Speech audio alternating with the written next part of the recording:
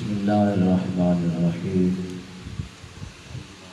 اللهم قل لوليك الحجة بن الحسن صلواتك عليه وعلى آبائه في هذه الساعة وفي كل ساعة وليا وحافظا وقائدا وناصرا ودليلا وعينا حتى تسكنه أرضك طوعا وتمتعه فيها طويلا برحمتك يا أرحم الراحمين. يا مولاتي يا فاطمة أغيثيني يا مولاتي يا فاطمة أغيثيني. رب صل على محمد وآل محمد وعجل فاتح صلوات بريبر محمد عليه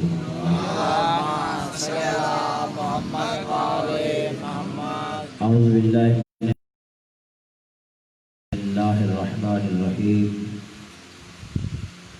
الحمد لله رب العالمين والصلاة والسلام على أشرف الخلائق سيدنا وسيد الأنبياء والمرسلين حبيبنا وحبيب إله العالمين أبي القاسم محمد اللهم صل على محمد وعلى محمد وعلى آله الله على أعدائهم أجمعين. أما بعد فقد قال الله سبحانه وتعالى في القرآن الكريم بسم الله الرحمن الرحيم. إن هذا القرآن يهدي للتي هي أقوم ويبشر المؤمنين ويعملون الصالحات أن لهم أجرا كبيرا.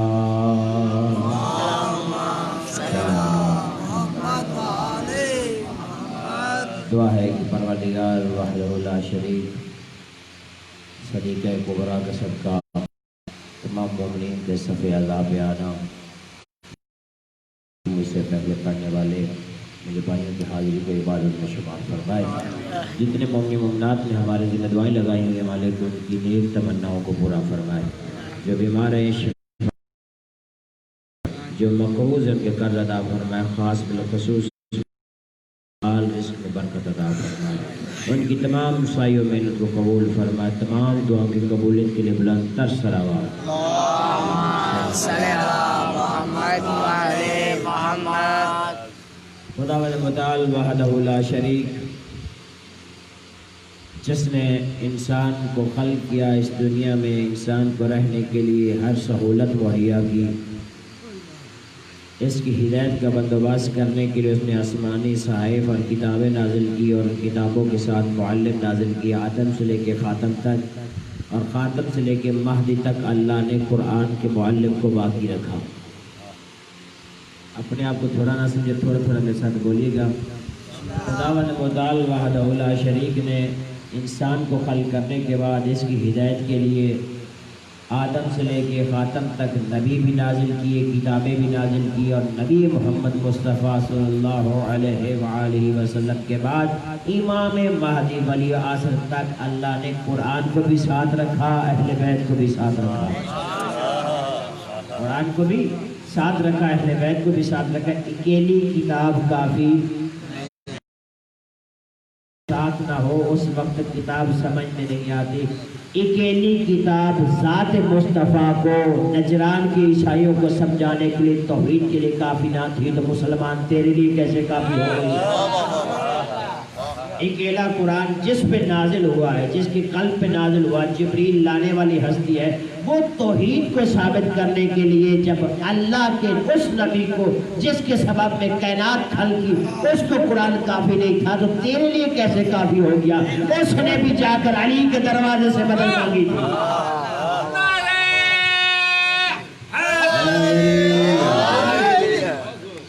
سلسلہ ہدایت باقی ہے، قرآن باقی ہے، قرآن کا استاد باقی ہے، بشرط کہ دیکھنے والی آنکھیں ہوں، غور کرنے والے دل ہوں. اگر پچھلے جملے کچھ دنوں کو یاد ہو تو میں نے کہا تھا کہ برائی مٹانے سے مٹتی ہے، چھپانے سے نہیں چھپتی. جہالت مٹانے سے مٹتی ہے، چھپانے سے نہیں چھپتی. دشمنی مٹانے سے مٹتی ہے، چھپانے سے نہیں چھپتی. اللہ نے اپنا ربط مخلوق کے ساتھ نہ جہالت پہ رکھا،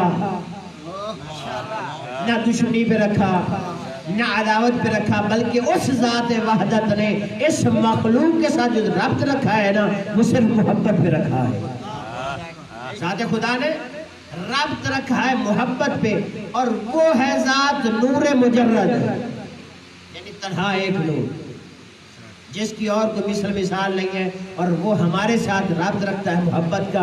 ہم اس کے ساتھ محبت کا ربط کیسے رکھ سکتے ہیں؟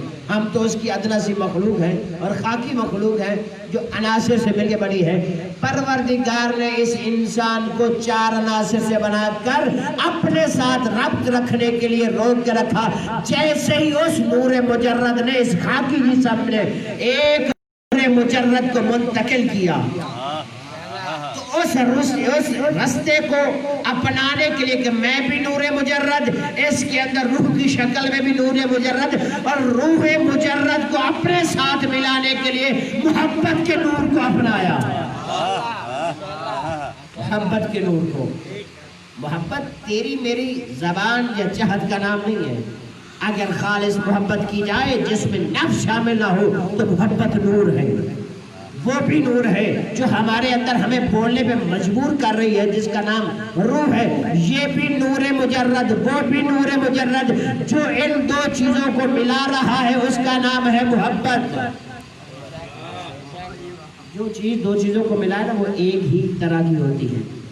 مثلا 2 اینٹیں آپس میں ملانے کے لیے تیسری چیز استعمال کی جاتی ہے، وہ کچھ دیر کے لیے نرم ہوتی ہے لیکن بعد میں اسی طرح سخت ہو جاتی ہے۔ تو اللہ نور مجرد، روح بھی ہمارے جسم میں نور مجرد، محبت کے نور نے ان دونوں نوروں کو آپس میں ملا دیا۔ تو جب محبت اپنے کمال کو پہنچی تو اس محبت کے جوہر کا نام ہے بندگی۔ اس محبت کے جوہر کا نام ہے بندگی۔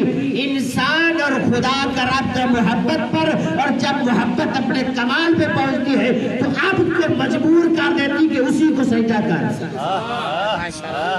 عبد کو مجبور کر دیتی ہے اسی کو سجدہ کر جو لائق سجدہ ہے، جس نے تیرے اندر نور جیسی شمع کو رکھا۔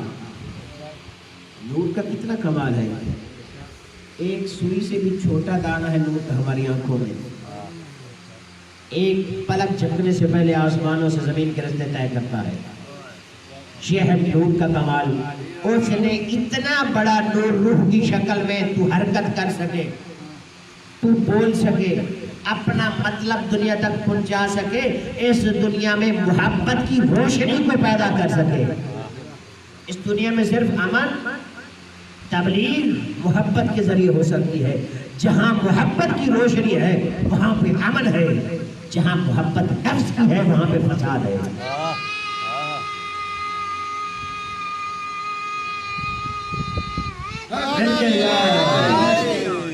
محبت جو خالص اللہ کے لیے ہو وہ محبت روشنی ہے، جو نفس کے لیے ہو وہ تاریک محبت ہے۔ وہ کبھی راہ راست توحید نے ربط رکھا ہے محبت جو مخلص محبت ہے۔ وحدہ لا شریک نے ہم کو بندہ بنایا، بندہ جب بنا لیا نا کہ بندے تیرا کام ہے مجھ سے ہدایت مانگنا، میرا کام ہے تجھے عطا کرنا، میرا کام ہے تجھے عطا کرنا۔ میں دنیا میں اگر تجھے محبت کی روشنی میں سفر کرے گا نا مخلص ہو کر، میں تجھے بتاؤں گا تیری قبر میں کیا ہوگا، تیری قبر کیسی ہوگی، تیرا برزخ عالم کیسا ہوگا، تیری وادی اسلام کیسی ہوگی، اگر تو گناہگار ہے تو تیری وادی برہوت کیسی ہوگی۔ پروردگار نے یہ منازل رکھی ہے، یہ مرتبے رکھے ہیں انسان کے۔ اگر نگاہوں سے عصمت بدن سے، بدن اگر پاک ہو جائے، روح کی لطافت ظاہر ہو جائے، محبت کی روشنی ظاہر ہونے لگے تو اللہ آنکھوں سے پردے ہٹا دیتا ہے۔ اس لیے تو اولیاء کے لیے کوئی پردے نہیں ہوتے، نہ زمان کے نہ مکان کے، جب چاہے جس کو چاہے جہاں چاہے دیکھ لیتے ہیں۔ یہ نمونے ہمارے لیے ہے، سمجھنے کے لیے انہوں نے کمال کہاں سے لیا؟ صرف ذات خدا سے محبت کی یا اس کی مخلوق سے مخلص محبت کی، تاکہ پیار کی روشنی پھیلے۔ جب یہ مقام منزل ملتا ہی محبت کی وجہ سے ہے، اس نے کہا میں نے تیرے عمل کی شکلیں بھی دو رکھی ہیں، عمل کی شکلیں بھی دو ہیں، اگر تیرے اچھے عمل ہیں ان کی شکل اور ہے، اگر تیرے برے عمل ہیں اس کی شکل اور ہے۔ ایت اللہ نوری دارالاسلام میں نقل کرتے ہیں کہ میرا ایک دوست قبرستان میں رہتا تھا، میں کبھی کبھار اس کو ملنے جاتا تھا۔ ایک مرتبہ میں اسے ملنے کے لیے گیا، میں نے اس کا تو قبرستان میں اتنے سالوں سے رہ رہا کبھی کچھ عجیب واقعات کو دیکھا ہے تم نے؟ اس نے کہا میں نے 2 دن پہلے ایک عجیب سا منظر دیکھا ہے، میری سمجھ میں نہیں آ رہا اس سے مراد کیا ہے۔ کہ کچھ لوگ آئے تھے مردے کو دفن کرنے، میت کو دفن کر کے چلے گئے، اور میں نے دیکھا کہ کچھ دیر کے بعد ایک سیاہ رنگ کا کتا آیا، اس قبر کے قریب جا کے غائب ہو گیا۔ پھر میں نے دیکھا کہ حسین جوان ہے جو چلتا ہو اس قبر کے قریب ہی ہو گیا، وہ بھی غائب ہو گیا۔ میں حیران تھا یہ کون سا منظر ہے، آج سے پہلے میں نے کچھ ایسا دیکھا ہی نہیں اس قبرستان میں، یہ کیا ہو رہا ہے؟ میں پریشان ہو گیا، میری حیرانگی، میری عقل محو حیرت تھی۔ کچھ دیر بعد دیکھا کہ حسین جوان زخمی ہے، حسین جوان زخمی ہے، چہرہ زخمی ہے، اس کی بری حالت ہے، وہ قبر سے باہر نکلا اور چلتے ہو جا رہا تھا۔ میں نے اس سے پوچھا اے جوان تو کچھ دیر پہلے جب یہاں سے گزرا تھا بڑا حسین تھا، تیری طبیعت حشاش بشاش تھی، مگر تجھے ہو کیا ہے کہ تو زخمی واپس جا رہا؟ اس نے کہا بندہ خدا میں اس شخص کا ہوں عمل خیر، میں جو اس نے نیکیاں کی ہے نا میں اس کی نیکیوں کی شکل ہوں۔ جو مجھ سے پہلے تم نے دیکھا ہوگا یہاں سے کوئی سیاہ کتا گزرا ہوگا، وہ بھی اسی قبر میں گیا اور میں بھی اسی قبر میں گیا، اور جب میں گیا ہوں نا میری مقدار تھی تھوڑی، اس کی برائیوں کی مقدار زیادہ تھی، تو اس کتے نے مجھ پہ حملہ کر کے غلبہ پا لیا ہے۔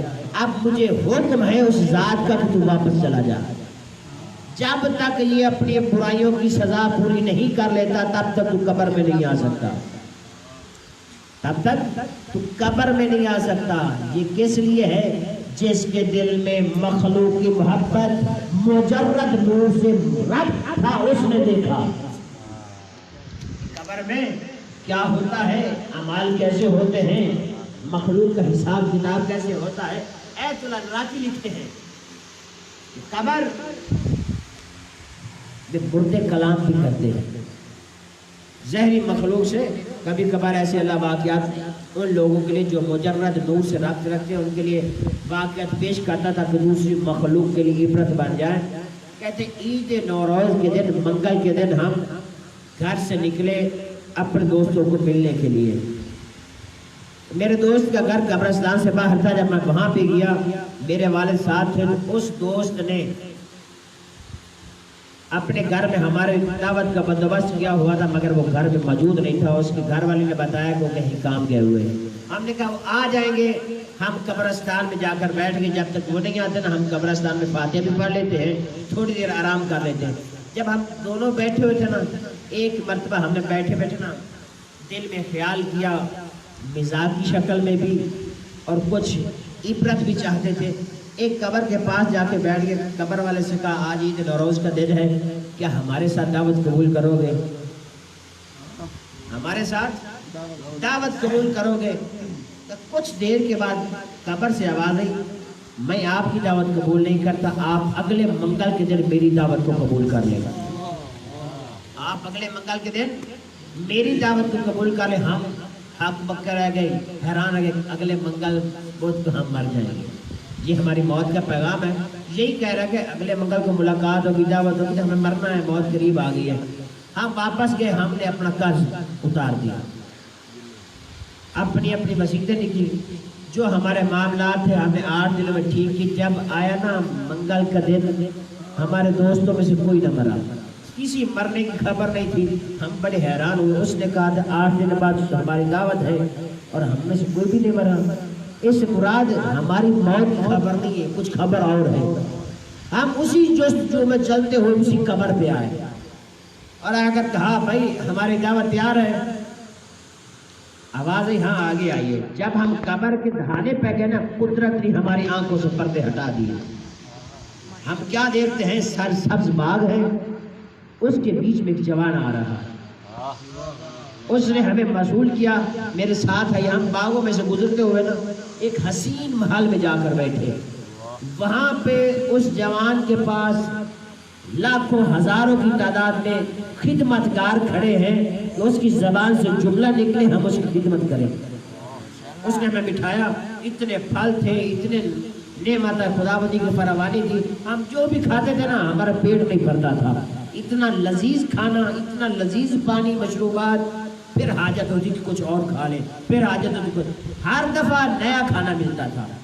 ہم حیران ہو گئے یہ بندہ کون ہے مردہ جس نے ہمیں دعوت دی، اتنا کمال کا مقام، اتنے بواد، اتنے، ہم نے کہا کہ اب ہمیں اجازت چاہیے، اس کا میں آپ کو الوداع کرتا ہوں۔ وہ اپنے تخت کو چھوڑ کر ہمارے ساتھ چلا، جا کرتے کرتے ہمارے والد نے پوچھا کہ یہ مقام تجھے بندہ خدا کہاں سے ملا، تو کون ہے، اتنا جو ہماری خاطر خواہ کی ہے تو نے، تو ہے کون؟ اس نے کہا میں تمہارا ہمسایہ ہوں، تمہارے وطن کا رہنے والا ہوں۔ ہمارے وطن کا رہنے والا، ہم جانتے نہیں آپ کو؟ کہا ہاں آپ نہیں جانتے، میں فلاں جگہ پہ گوشت کا پھٹا لگاتا تھا، ایک کسائی تھا میں، تو اللہ نے مجھے مرنے کے بعد یہ نعمت عطا کی ہے۔ وہ بڑا حیران ہو گیا، کسائی تو اکثر بے ایمانی کر لیتے ہیں، اللہ نے آپ کو کیسے نعمت عطا کر دی؟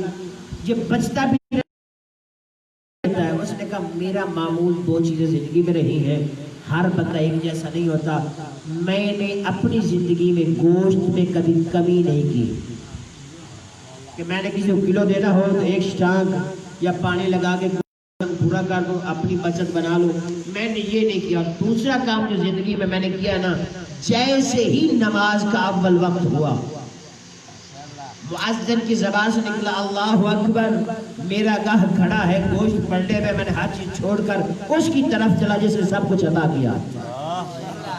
میں نماز کے وقت جب میں مرا ہوں نا، اس خالق نے کہ تو عادل تھا کہ ناپ تول میں کمی نہیں کی، اور دوسرا اول وقت میں جیسے ہی میں نے تجھے بلایا اور تو میرے کہنے پہ بھاگتا ہوا چلا آیا، ان دو نعمتوں کے بدلے میں یہ جنت کا مال تجھے دیتا ہوں۔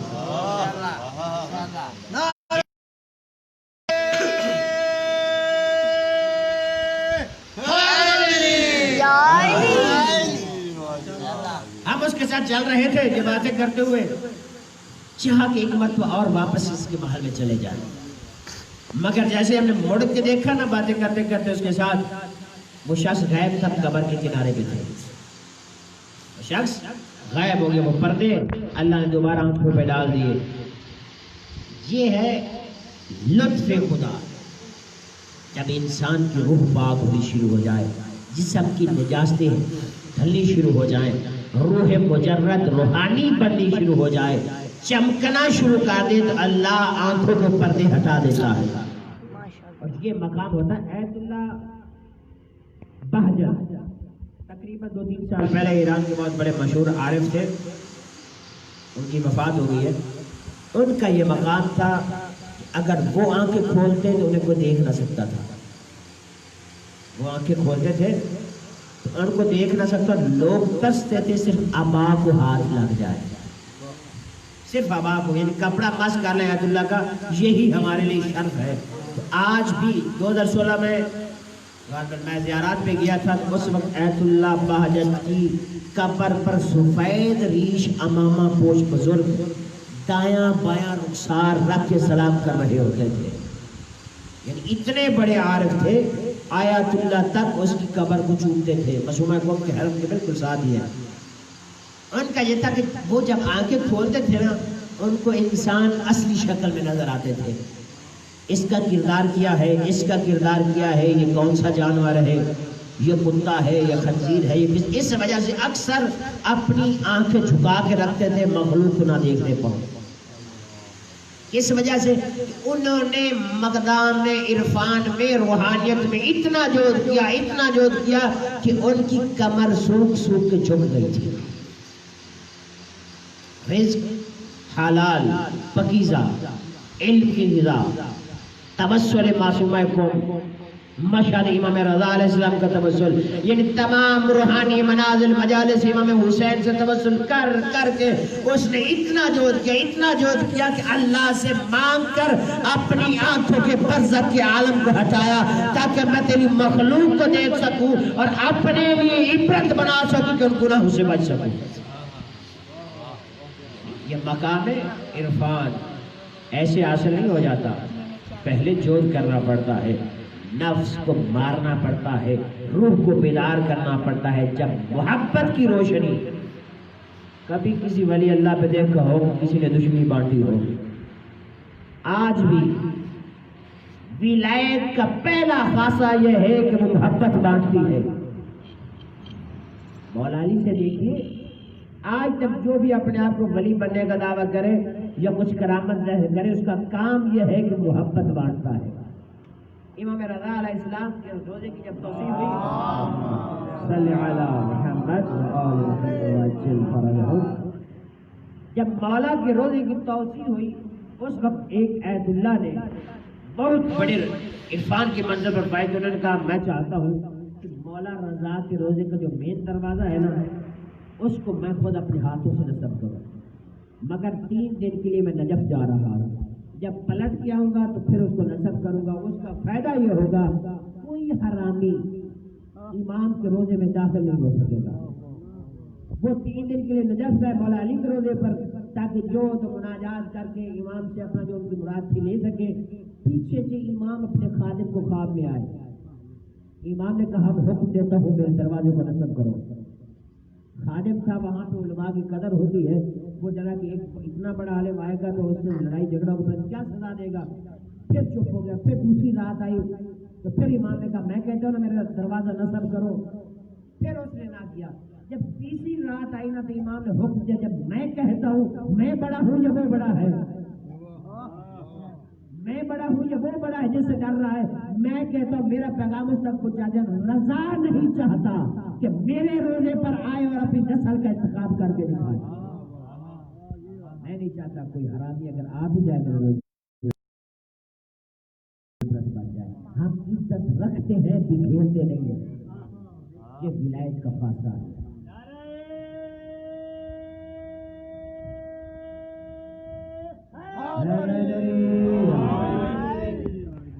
اپنی زندگی کے معاملات حقوق اللہ حقوق العباد کا توازن کر لیجئے۔ کوئی پتہ نہیں ایک لمحے بعد موت آ جائے۔ موت وہ ساتھی ہے جس کی خبر بھی نہیں ہے، یہ بے خبر ساتھی ہے، جب چاہے جس وقت چاہے اس نے نہ کسی سے پوچھنا ہے کہ میاں صاحب تیرا کیا کام رہتا ہے، کہ تو نے کیا کرنا ہے، میں آنے والا ہوں، اپنا بندوبست۔ اس نے لمحہ بھر کے لیے مولانا جہاں چلتے ہوئے دل چاہ وہیں پہ گرا دیا۔ یہ ایسا ساتھی ہے، اس کی تیاری کر۔ حقوق اللہ عبادات میں ہے، حقوق العباد تیری مخلوق کے ساتھ ربط میں ہے۔ سب سے پہلا حق، تھوڑے سے میں 2-4 جملے، ہمسایوں کا حقوق۔ اگر تم مالدار ہے، تیرا ہمسایہ بھوکا ہے تو نگاہ عارف کی نگاہ میں تو کافر ہے۔ عرفان کی بات ہے، نگاہ عارف میں، نگاہ معصوم میں تیرے پاس مال ہے، دولت ہے، ہمسایہ تیرا بھوکا پیاسا ہے، اس کے پاس دولت نہیں، کوئی ضرورت مند چیز لینے کے لیے اس کے پاس ثروت نہیں ہے، تو جانتا ہے مگر دیتا نہیں، نگاہ خدا میں کافر ہے تو۔ اس کے بعد صلہ رحمی، جو اپنے رشتہ داروں کے ساتھ ہے، پہلے رشتہ دار بعد میں ہمسائے، قطع تعلق۔ ہم لڑتے ہیں، سالوں سال بیت جاتے بولتے نہیں، اس کا انسان کی روحانیت پہ بہت برا اثر ہے۔ جو بندہ قطع رحمی کرتا ہے، مولا فرماتے نا امیر المومنین سب سے بڑا دشمن اگر رشتہ دار ہی بن جائے نا، مگر اس سے سلام تک صلح رکھو، نہیں زیادہ چل سکتے، رشتہ داری نہیں بڑھا سکتے، مگر سلام تک صلح رکھو۔ جب نقصان دے گا یہی سب سے بڑا دے گا، اور جب فائدہ دے گا سب سے یہی بڑا فائدہ دے گا۔ قطع رحمی اتنی بڑی مصیبت ہے، ایک بہت بڑے عارف جو کر کر کے 40 سال بیت گئے مگر اس کی بس کی آنکھیں نہ کھلی۔ اس نے اپنے استاد سے رابطہ کیا کہ آقا آیت اللہ میرا جو نفس ہے میں نے اس کو چوٹ کر کے مار دیا مگر میری آنکھیں نہیں کھل رہی, میں کچھ دیدار نہیں کر پا رہا. اس نے کہا یاد کر کہیں کو قطع رحمی تو نہیں. سوچنے مجبور ہے کہ ہاں میری قطع رحمی میں اپنے بھائی سے کچھ سالوں سے روٹھا ہوا, سلام دعا ہر چیز دعوت سب بند ہے, کب پہلے اس سے رابطہ بحال کر. اب میں سوچنے لگا کہ اتنے سال ہو گئے نہ کبھی بلایا, اب میں بلاؤں گا تو یہی سمجھیں گے اس کو ضرورت تھی, یہ مجبوری کے مارے آ گیا. اس کا بیٹا معصومہ قوم پہ روزے پڑھتا تھا. کچھ دن میں اس کو دیکھتا رہا, ایک دن چپکے سے میں نے اس کی جوتیاں سیدھی کر دی. اس نے دیکھا یہ ہمارے چچا کا بیٹا اور اتنا محب ہے, میری جوتیاں اٹھا کے سیدھی کر رہا, چلا گیا. پھر دوسرا دن جیسے دس سے باہر نکلا نا, میں پھر اس کی جوتیاں سیدھی کر دی. 3 دن تک مسلسل میں یہ کام کرتا رہا. 3 دن بعد اس نے خط لکھا اپنے باپ کے نام کہ میرے تایا کا بیٹا 3 دن مسلسل تک میری جوتیاں اٹھا رہا ہے. تو کہتا تھا وہ اتنے گندے ہیں, اتنے برے ہیں, ان کے اتنے فعل برے ہیں, مگر اس کی مجھ سے کیا محبت ہے کہ میری جوتیاں اٹھاتا رہے. اس کے والد نے کہا بیٹا ہم سے غلطی ہو گئی, ہم سے غلطی ہو گئی. ادھر اس نے اپنے باپ کو بتایا کہ 3 دن تک مسلسل میں اپنے بھائی کی جوتیاں سیدھی کرتا ہوں, اب ہمیں جا کر معافی مانگ لینی چاہیے. اب وہ اختیار تھے کہ ہم معافی مانگے, یہ اختیار تھے کہ ہم معافی مانگے. جب دونوں بھائیوں کا آپس میں ٹکراؤ ہوا, انہوں نے کہا ہم ویسے ہی بھائی بن جاتے ہیں جیسے پہلے تھے, اور دونوں بھائیوں کو ویسا بھائی بنا دیتے جیسے وہ پہلے تھے. ان کا بھائی بننا تھا. کچھ دن گزرے کہ اللہ نے آنکھوں سے پردے اٹھا دیے. قطع رحمی صلہ رحمی کا اتنا بڑا اثر ہے روحانیت پہ, ہم محسوس نہیں کرتے کیونکہ ہماری شعور بلند نہیں ہے, ہماری روح روحانی نہیں ہے, معنوی اعتبار سے ہم کمزور ہیں. یہ حالت دیکھی. اور تیسری چیز ہے قرض, کسی کا حق کھانا, امانت دبا لینا, یعنی خیانت کر دینا, یہ بھی سب سے بڑا عذاب قبر کا سبب ہے. ایک مرتبہ ہندوستان کے شہزادہ چلا امیر المومنین کی زیارت کو, اور زیارت اس نے کی, اس کے پاس ہیرے جواہرات تھے. مولا کے حرم کے بالکل قریب ایک دکاندار تھا, وہ روزانہ دوپہر کے وقت ظہر کے بعد لوگوں کو نصیحت کرتا تھا. لوگ اس کو بڑا متقی پرہیزگار سمجھتے تھے. شہزادے نے وہاں جا کر اپنے ہیرے امانت کے طور پر رکھ دیے اور کہیں کام کے لیے چلا گیا. جب واپس آیا نا کچھ دنوں بعد, اس نے اپنی دولت کا مطالبہ کیا تو وہ نصیحت مند جو لوگوں کو کرتا تھا نا, اس نے انکار کرنے کو مجھے کچھ دیا ہی نہیں, میں تجھے کیا دوں, تو نے مجھے کچھ دیا ہی نہیں, میں تجھے کیا دوں. یہ کسی اور کی نہ وہ اس کا گواہ ہے نہ اس نے نماز پڑھی. نماز پڑھ کے روزہ امیر المومنین پہ آیا کہ یا علی میں تیری رحمت کا جوار حاصل کرنے کے لیے ہندوستان کو چھوڑ کر نجف آیا تھا, جہاں میں نے اپنی امانت رکھی ہے فلاں بندے کے پاس. میرے پاس کوئی گواہ نہیں ہے کہ میں اپنا مقدمہ دائر کر سکوں, مگر تو جانتا ہے یا خدا جانتا ہے کہ میں نے اپنی امانت اس کو دیا. میرے پاس کھانے پینے کے کچھ نہیں ہے, میرا زادرہ ختم ہو گیا مولا, اب میں اس قابل نہیں ہوں کہ یہاں رہ سکوں, میری مدد کیجیے. یہ عالم خواب میں دیکھتا ہے. مولا فرماتے جب صبح نجف کا دروازہ کھلے نا, جنگل میں چلے جانا, جو شخص پہلے تجھے ملے اس سے اپنی امانت مانگنا. جیسے اس نے نماز فجر پڑھی, دروازہ کھلا, باہر چلا گیا, دیکھتا کہ ضعیف شخص ہے, اس نے لکڑیوں کو گٹھا اٹھایا ہوا ہے گردن پہ اور جا رہا ہے. میں نے اس کی حالت دیکھی, مجھے خود اس پہ ترس آ گیا کہ بجائے اس نے سب مانگتا کہ میں اسے کیا مانگوں. واپس آ گیا, پھر مولا کے روزے پہ آگے گلا کیا. پھر دوسری رات خواب آیا کہ پھر نکلا جانا, جو شخص ملے. میں 2 دن تک اسی شخص کو دیکھتا رہا, پھر کچھ نہ مانگ پاتا کہ یہ اتنا غریب مسکین ہے جو خود لکڑیاں بیچ کے گزارا کرتا ہے, میں اسے ہیرے کیسے مانگوں. جب تیسری مرتبہ مولا مجھے خواب میں آیا نا, کہ اب جب جانا اسی سے مانگ لینا. میں تیسرے دن کیا, باہر نکلا, وہی لکڑیوں کو گٹھا اس کے گردن پہ جا رہا ہے, ضعیف کپڑے پھٹے ہوئے. میں نے کہا بندہ خدا 3 دن ہو گیا مسلسل میں تیرے پاس آتا ہوں اپنی امانت لینے, مگر تیری حالت دیکھ کے مانگ نہیں سکتا. اس نے کہا بندہ خدا تو چلا جا, زور کے وقت میں اسی عطر فروش کے پاس جو عطر بیچتا تیری امانت جس کے پاس رکھی تھی اس کے پاس آؤں گا, اس کو آ کے کہوں گا تیری امانت واپس کر دے گا. یہ کچھ ہوا, واپس گھر میں امیر المومنین میں آیا, آ کر اس نے وہاں پہ رہنا شروع کیا. جب ظہر کی نماز کا وقت ہوا, نماز اس نے بھی پڑھی، اس جو شخص تھا ضعیف لکڑیاں بیچنے والا وہ بھی آ گیا، اس نے نماز پڑھنے کے بعد جب اس عطر فروش نے نا نصیحت کرنی شروع کی، دنیا والوں میری باتیں غور سے سنو، یہ پورا شخص کھڑا ہوا، کہا بندہ خدا آج تک تو نے نصیحتیں کر لی ہیں، آج میرا دل ہے کچھ میں نصیحت کروں، آج میرا دل ہے کچھ میں بھی نصیحت کر لوں، مجھے وقت چاہیے۔ اس نے کہا آپ کر لیں، اس میں کون سا حرج ہے؟ اس شخص نے کہا میں دنیا کے لالچ میں پھنسنے والا نہیں ہوں، اس دنیا کی دولت سے، اس دنیا کے جھنجھٹ سے میں آزاد ہوں، مگر میں کس وجہ سے آزاد ہوں وہ واقعہ نقل کرنا چاہتا ہوں کہ میرے ساتھ ہوا کیا تھا کہ میں نے دنیا کو چھوڑ دیا۔ سب لوگوں نے پوچھا شوق سے کیا معاملہ تھا کہ دنیا کی محبت دولت سر چھوڑ کے لکڑیوں کو گندہ اٹھانے میں مجبور ہو گیا اور تمام شوق ہی بھول گیا دنیا کے؟ اس نے کہا میں نے کسی سے قرض لیا تھا 10 دینار اور ٹائم رکھا تھا 20 دنوں میں روزانہ آدھا دینار واپس کروں گا، مسلسل میں 10 دن تو واپس کرتا رہا، مگر جب 11واں دن آیا نا اس تاجر کا مجھے پتہ نہیں چلا وہ کہاں چلا گیا، میں اسے تلاش کرتا رہا لیکن مجھے نہ ملا، لوگوں نے بتایا کہ وہ یہ شہر چھوڑ کے چلا گیا ہے۔ میں نے اس کو تلاش کرنے کے بعد باقی اس کے 5 دینار مجھ پہ قرض رہ گیا، اور پھر میں نے دیکھا ایک دن عالم خواب میں کہ میدان محشر برپا ہے، حساب کتاب ہو رہا ہے، مجھے حساب کتاب کے لیے لایا گیا،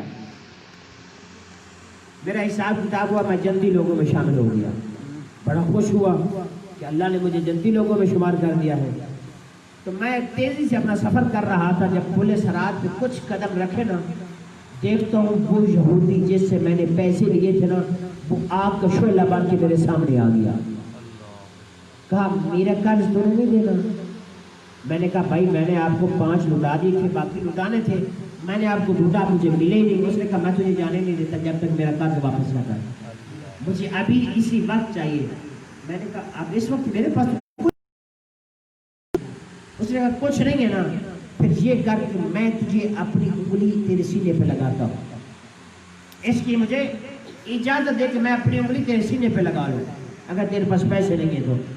میں نے کہا مجبوراً مجھے راضی ہونا پڑا کہ اپنی انگلی میرے سینے سے لگا لے، مگر جیسے ہی اس نے جہنم والی انگلی میرے سینے پہ رکھی اتنی زوردار چیخ نکلی کہ میں بیدار ہو گیا، میں بیدار ہو کے دیکھتا ہوں کہ میرا سینہ جل رہا ہے، میرے سینے پہ زخم ہے۔ میں حیران ہوا اپنی حالت دیکھ کر، کہا بندہ خدا جب یہ میں نے عالم دیکھا نا اپنی سزا بھگت کر پھر میں نے دنیا سے ہاتھ اٹھا لیا، جس کا کوئی قرض تھا جو بھی لین دین تھا میں نے کلیئر کیا، اس کے بعد توبہ کی تاکہ دنیا کے جنجر میں جو تھوڑا بہت اپنا کما سکتا ہوں کما لوں، اگر فاقے میں بھی گزرتی ہے تو گزار۔ جیسے ہی یہ لوگوں نے سنا لوگوں نے رونا شروع کر دیا، اتنا بڑا عذاب صرف 5 دینار کے بدلے میں۔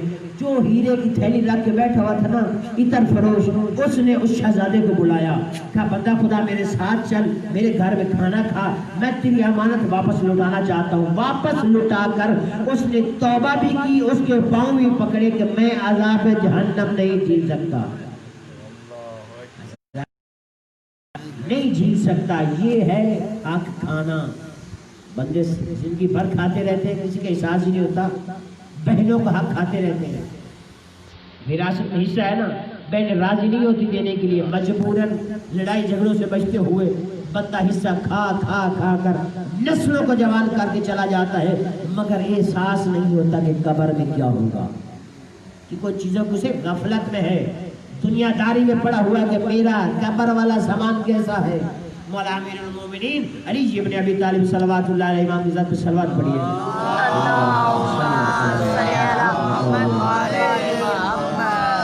فرماتے ہیں تو ہمارا چاہنے والا ہے، کم از کم اتنی مہربانی کر کہ تو ہمارے پاس شفاعت کے مقام تک پہنچ سکے، تو قبر کے منازل طے کر کے ہمارے پاس میزان تک آ جانا، پھر ہم جانے ہماری شفاعت جانے۔ اب میزان کا منظر کتنا ہے، انسان قبر میں گیا، قبر سے برزخ کا عالم شروع ہوا، جتنی باتیں آپ کو سنائیے ساری عالم برزخ کی باتیں ہیں۔ جس طرح ہم جوان ہوئے چھوٹے تھے بڑے بڑے ہوتے گئے، اسی طرح قبر کے رستہ ہے، وہیں پہ اس طرح دنیا داری ہے، کوئی گدڑوں کی وادی ہے، کوئی رچھوں کی وادی ہے، کہیں پہ جہالت اپنی پوری شکل میں بیٹھی ہے، کہیں پہ سرسبز باغ ہے۔ جس طرح کے اعمال ہیں ویسی طرح کے راستے ہیں۔ اگر تو نیک ہے تو وادی اسلام میں چلا جائے گا، اگر بدنیک ہے چلا جائے گا، اور برہوت کا مقام جہنم کی وادیوں میں ہوتا ہے۔ تو کوشش کیجئے خدارا حقوق اللہ کا بھی لحاظ رکھیں، حقوق العباد کا بھی لحاظ رکھیں، تاکہ قبر میں مشکل پیش نہ آئے، وگرنہ ہماری شفاعت کرنے کے لیے جو اللہ نے ہمیں شافی عطا کی ہے وہ کسی کو عطا نہیں کی۔ انہوں نے ہمارے سے وعدہ کیا ہم شفاعت کریں گے، مگر امام صادق علیہ السلام فرماتے ہیں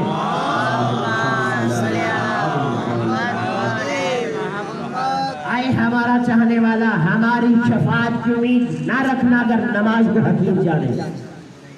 مولا بستر موت پہ ہے، آخری لمحات ہیں زندگی کی، وصیت کر رہے ہیں اپنے بیٹوں کو، بیٹیوں کو، رشتہ داروں کو کہ اگر ہماری شفاعت چاہتے ہو تو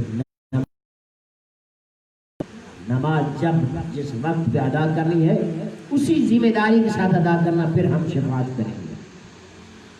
یہ آخری مقام کیا ہوتا ہے؟ وصیت، نصیحت اور چیز ہے، وصیت پوری کرنا واجب ہوتی ہے۔ امام کی یہ وصیت ہے اپنے شیعوں کے نام، جس کی فقہ پہ ہماری فقہ کا نام ہے کہ نماز کو حقیر نہ جلا کر صادق آل محمد کی شفاعت چاہتے ہو تو خدا متعال وحدہ لا شریک سے دعا ہے کہ ہمیں صحیح معنوں میں سیرت اہل بیت پہ چلنے کی توفیق عطا فرمائے، اس سیرت کی روشنی میں ہم حقوق اللہ، حقوق العباد کو ادا کر سکیں۔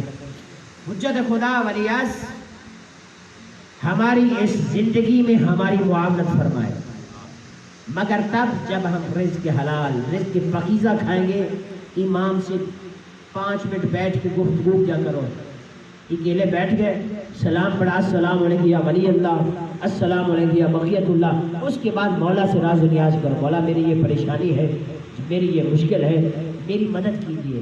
مولا ضرور مدد کرتے مگر ان سے کچھ مانگا جائے، وہ ادب اپنائے جائیں کہ امام سے بات کی جا سکے، کیونکہ ولی اللہ ہے، حجت خدا ہے، امام وقت ہے، ان کی ذمہ داری ہے کہ ہماری مشکل کشائی کریں، مگر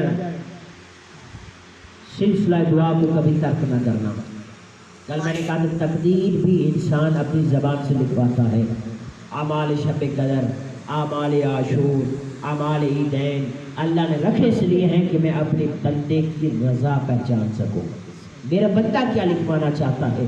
پروردگار نے یہ توفیق بخشی ہے کہ ہم اس کی بارگاہ میں پوری رات جاگ کر اپنے گناہوں کا اقرار کر کے اس کی بارگاہ میں یہ مانگے، پروردگار ہماری تقدیر جو اگلے سال لکھنا، اس میں ہم نمازی بھی ہوں، تیرے مدی و فرما بردار بھی ہوں، اپنے آقا کے فرما بردار ہوں۔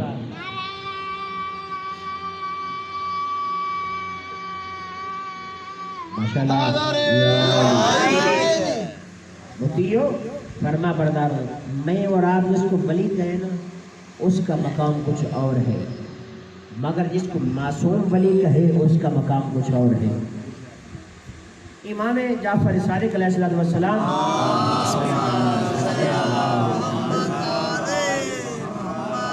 زیارت عاشورہ کے بعد اب جملہ کہتے ہیں، السلام علیکہ یا ولی اللہ ابن ولی، میرا سلام ہو اس شہزادے پر جو اللہ کا ولی ابن ولی ہے، جس سے مراد شہزادہ علی اکبر کی ذات ہے، جس کو امام کہہ رہا ہے کہ ولی اللہ کا، ولی کا بیٹا ہے۔ اور تقریباً بعد از 14 معصومین جتنے شہزادگان گزرے نا احمد صاحب کی، سب سے بلند مقام اگر کسی کا ولایت میں ہے تو وہ علی اکبر کی ذات ہے، ہر لحاظ سے قابل ولی، سیرت میں، صورت میں، کردار میں اللہ کے محبوب ہے۔ مگر ایک مرتبہ جب دین پہ مشکل پڑی نا تو امام نے کہا بیٹا علی اکبر جو خدا کی راہ میں قربان کرنا چاہتا ہے، صابر باپ کا صابر بیٹا، ولی باپ کا ولی بیٹا، کتنا مقام ہے۔ نماز تہجد میں روزانہ رسول خدا کے جانے کے بعد امام حسین اللہ سے دعا مانگتے تھے، پروردگار مجھے وہ بیٹا ادا کر تاکہ میں اپنے نانے کی شکل کو دیکھ سکوں۔ حسین کی دعاؤں کا مجسم نمونہ علی اکبر تھے۔ نماز شب کی محنت شہزادہ علی اکبر تھے، جب دین پہ مشکل پڑی ہے نا تو اس کو بھی قربان کر دیا۔ مگر اس شہزادے کی اتنی بڑی عظمت تھی، باپ بیٹے کا اتنا پیار تھا، میں نے پڑھا کہ 70 مرتبہ ایک رات میں امام اٹھ کے شہزادے کو چوستے تھے، کبھی سینے پہ بوسہ دیتے تھے، کبھی پیشانی پہ بوسہ دیتے تھے۔ ایک مرتبہ جناب لیلا کی آنکھوں کھول دیکھا کہ آقا سردار جھکے ہوئے علی اکبر کے سینے پہ بوسہ دے رہے، کہا آقا یہ کیا ہے، آپ کو نیند نہیں آتی؟ آپ نے مجھے کہا لیلا اسکت، خاموش، جب تک میں اکبر کو اٹھ کر دیکھ نہ لوں مجھے نیند نہیں آتی۔ اس بیٹے کی قربانی کی آج میں نے شہادت پڑھی ہے، اس بیٹے کی قربانی کو پڑھے آزادارو، اپنے آپ کو اپنی دنیا کے خیالوں سے نکال کر اس مولا تک کربلا کے منزل تک لے جانا۔ جس ماں نے جنم دیا تھا نا اس نے پالا نہیں، جس نے پالا تھا اس نے بچا نہ پائی۔ کبھی اول محمد کو فدیہ کرتی ہے، کبھی حبیب ابن مظہر جاتے ہیں، کبھی کوئی صحابی جاتا ہے، مسلم ابن اوسیہ جاتے ہیں، کبھی جوز جاتے ہیں، اکبر شبیہ پیغمبر بچ جائے۔ مگر ایک مرتبہ جب امام کے پاس ہے، کہا بابا مجھے اجازت دیجئے، امام نے جملہ کہا اکبر اگر تو میری جگہ پہ ہوتا اور میں تیری جگہ پہ ہوتا پھر پوچھتا کہ بوڑھے ضعیف باپ سے جوان بیٹا موت کی اجازت کیسے مانگتا ہے؟ بیٹا میرا بھی تو بیٹا ہے، اپنی ماں کا بھی بیٹا ہے، جا اپنی ماں سے موت کی اجازت لے، میں تجھے خود آگے تیار کرتا ہوں۔ جناب علی اکبر خیال میں آیا نا، اس ماں کے پاس گئے تھے جس نے جنم دیا تھا، اس ماں کی کیا حالت ہے، بیٹھ کے زمین پہ ہاتھ مار مار کے کہہ رہی ہے اکبر کل تو نے قربان ہو جانا ہے، مگر میری حسرت ہے، ایک مرتبہ مجھے ماں بلا لے، ایک مرتبہ مجھے ماں بلا لے۔ جناب اکبر نے خیمے میں قدم رکھا، کہا ماں میں اکبر ہوں، موت کی اجازت لینے آیا ہوں۔ کہا بیٹا ہر ماں زندگی بھر اپنے بچے کے نئے نام اٹھاتی ہے، جب تو 18 سال بعد لوٹ کے بھی آیا تو موت کی اجازت مانگنے آیا بیٹا۔ ایک مرتبہ بیٹا میری گود میں لیٹ گئے، جناب رباب زمین پہ بیٹھی، اپنا زانو بلند کیا، اکبر اتنا گڑیا جوان تھا، زمین پہ لیٹا اور ماں کی گود میں سر کو رکھا۔ جناب اکبر کہتے ہیں بابا میں نے وہ سکون محسوس کیا جو میں نے کبھی نہیں کیا تھا، مگر میری ماں کتنی صابرہ تھی۔ ایک مرتبہ میں نے ماں سے کہا ماں تجھے میری دادی فاطمہ زہرا زیادہ پسند ہے یا دادی زینب زیادہ پسند ہے، یا میں پسند ہوں یا میرا دادا حسین پسند ہے؟ بابا حسین بی نے کہا تو کہاں حسین کہاں، تیری دادی کہاں میں کہاں، بیٹا جا حسین کے قدموں پہ جان نثار کر دے۔ میں اپنی ماں کے خیمے سے نکلا، اس خیمے میں آیا جس نے 18 سال برکوں میں پالا تھا، اس ماں کے پاس گیا، کہا ماں ماں مجھے موت کی اجازت دے۔ کہا اکبر وہ ماں جو 18 سال تک پالتی رہی، تجھے نظر بد نہ لگ جائے، تجھے نقابوں میں رکھا، برقعوں میں رکھا، بیٹا موت کی اجازت لینا چاہتے ہو؟ کبھی ماں کے پاس کوئی بیٹا موت کی اجازت بھی مانگ جاتے، کہاں ماں مجبوری ہے، ماں دادی زہرا کے قدموں پہ میں نے مشن پہ نچھاور ہونا ہے، میرا بابا حسین ارتقا سے بلند کر رہا ہے، حل من ناصر ینصرنا حل من مغیث یغیثنا۔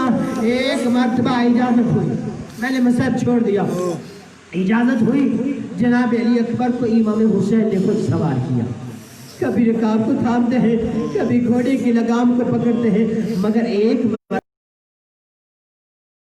چھوٹی سی بچی جس نے رکاب پہ ہاتھ کو رکھا، کہا بھئی اکبر سب بیویوں کو ودا کیا مگر میرا قد چھوٹا تھا، تیرا گھوڑے کا سا قد بلند ہے، مجھے اتر کر ایک مرتبہ سینے سے لگا لے۔ کہا بہن مجھے سینے سے کیوں لگنا چاہتی ہو؟ ایک بہن کا پیغام ہے جو ابھی تک مدینے میں ہے، میں اس کا پیغام پہنچانا چاہتی ہوں۔ جناب علی اکبر گھوڑے سے نیچے آئے، چھوٹی سی بہن نے دامن کو چھاک کیا، سینے پہ بوسہ دیا، کہا جی بہن سغرا کے حصے کا بوسہ ہے، اکبر اس کو تو بھول گیا ہے کربلا میں آ کر۔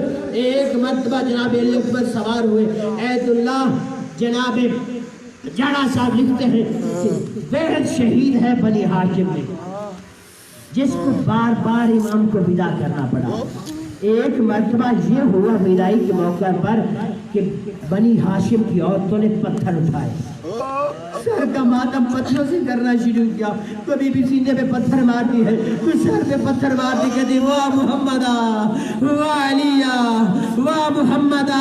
ایک مرتبہ امام کا رخ مدینے کی طرف مڑ گیا، کہا نانا محمد کل دنیا نے تجھے ستایا تھا، آج تیری شبی جا رہی ہے، علکم اللہ علکم اللہ۔ ایک مرتبہ علی اکبر کا گھوڑا خیام سے باہر نکلا، چلتے ہوئے دیکھا کہ بابا پیچھے بھاگ رہے ہیں، کہا بابا اگر پیچھے بھاگنا تھا تو مجھے کیوں بھیجا؟ کہا اکبر دستور زمانے کا ہے، جب کوئی قربانی دی جاتی ہے قربانی آگے ہوتی ہے، اس کا دینے والا پیچھے ہوتا ہے، بیٹا تو میری قربانی ہے، میں تیرے پیچھے ہوں، جا اللہ کے حوالے۔ ایک مرتبہ امام گھوڑے پہ سوار ہوئے، خیام کے دروازے پہ کھڑے ہیں، بی بی ابھی دروازے پہ کھڑی ہے، جناب حسین علیہ السلام اکبر کو کبھی جب نشیب میں جاتے ہیں گھوڑے پہ بلند ہو کر دیکھتے ہیں میرے بیٹے پہ کیا بنی۔ ایک مرتبہ گھوڑے پہ بلند ہوئے، دیکھا کہ اکبر لڑ رہا ہے، اکبر لڑتے لڑتے ایک مرتبہ ایک ظالم نے کہا اکبر تو جنگ لڑ رہا ہے، تیرے خیموں کو آگ لگ گئی، مڑ کے دیکھا ظالم نے نیزہ مارا، مجھے نہیں پتا اتنا بڑا جنگجو لڑاکا علی اکبر، ظالم نے نیزہ کیسے توڑا؟ نیزے کا لگنا تھا۔ جناب شہزادہ علی اکبر زمین پہ آئے، اس کے بعد اپنے خیالات ہیں، زبان حال ہے، یا تو ظالم نے سینے پہ گھٹنا رکھا اور نیزے کو توڑ دیا، ایک جملہ کہا آج دیکھنا چاہتے ہیں حسین کتنا بڑا صابر ہے۔ وَسَيَعْلَمُ الَّذِينَ ظَلَمُوا أَيَّ الْقَلْبِ يَنقَلِبُونَ مَا كَانَ حُسَيْنٌ